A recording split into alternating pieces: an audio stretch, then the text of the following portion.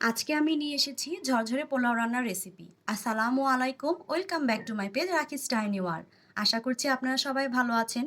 পোলাও রান্না করার জন্য আমি প্যানে পরিমাণ মতো তেল দিয়ে তাতে আগে থেকে ধুয়ে রাখা চালগুলো যোগ করে দিয়েছি। দিয়ে এটাকে ভালোভাবে কষিয়ে নেব। চাল থেকে যখন সনসন একটা শব্দ হবে তখন এতে পরিমাণ মতো আদা রসুন বাটা ও লবণ যোগ করে আরও কিছুক্ষণ কষিয়ে নিব। তারপর এতে যোগ করে দিব গাজর ও মটরশুঁটি। দিয়ে এটাকে ভালোভাবে মিক্সড করে এতে পানি যোগ করে দিব।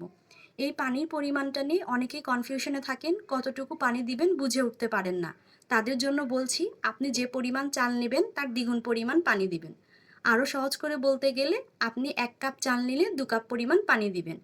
এই টিপসটা ফলো করলে ইনশাল্লাহ আপনাদের পোলাও ঝরঝরে হবে। এই তো, কথা বলতে বলতে আমার পোলাওর পানিটাও শুকিয়ে এসেছে। এই মুহূর্তে আমি এটা এখানে কয়েকটা কাঁচামরিচ যোগ করে দিব শুধুমাত্র ফ্লেভারের জন্য। দিয়ে আর কিছুক্ষণ ওলট পালট করে দিয়ে চুলায় রেখে নামিয়ে নেব। পোলাওটাকে আমি একটি রোস্টের সাথে সার্ভ করেছি।